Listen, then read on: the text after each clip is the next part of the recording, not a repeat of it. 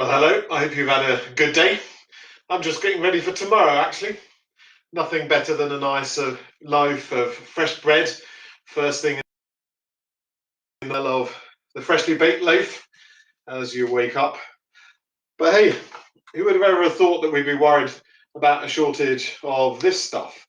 I mean, I grew up working on a farm for most of my teenage years, growing tons of wheat. Never did I imagine I'd ever live to see a shortage of flour.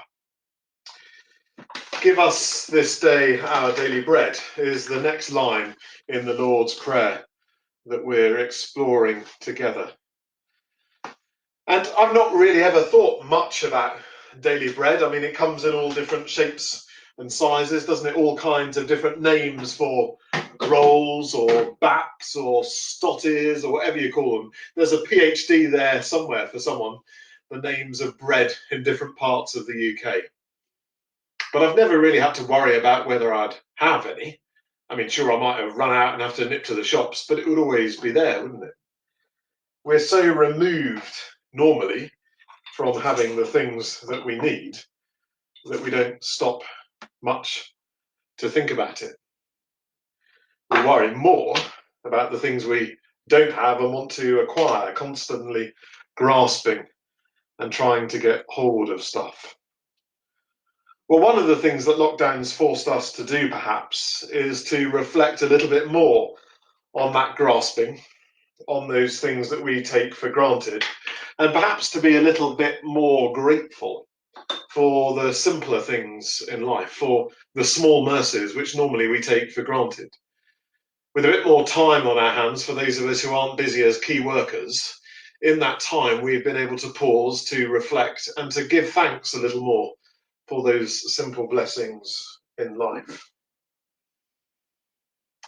Give us today our daily bread. Notice it's not give me my daily bread.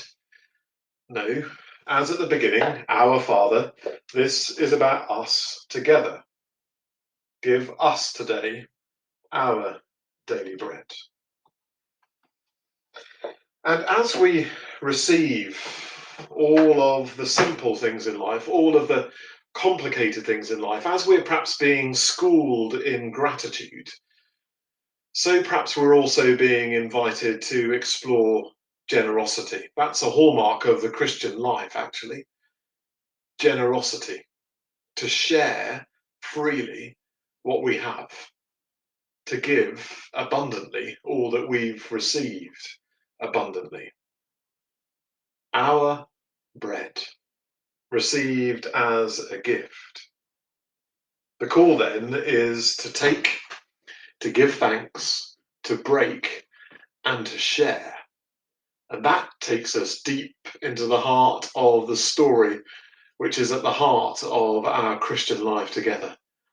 The one who gave his body to feed and to nourish us, and gives us bread as a reminder of that generous sacrifice given for us. Not just for me, not just for you, but given for us and the whole world. So whenever we take and eat bread, maybe that can be a reminder for us to turn aside from grasping and taking things for granted, to pause, and instead, with gratitude, to share generously in the way and the pattern of Christ. Even with everyday things like bread, then, there are reminders of what it means to live with Christ, to live together with Christ, citizens of his heavenly kingdom, and called as we live on earth to shed, to share, to look for signs of that kingdom. Our Father who art in heaven, hallowed be thy name. Thy kingdom come, thy will be done on earth as it is in heaven. Give us today our daily bread.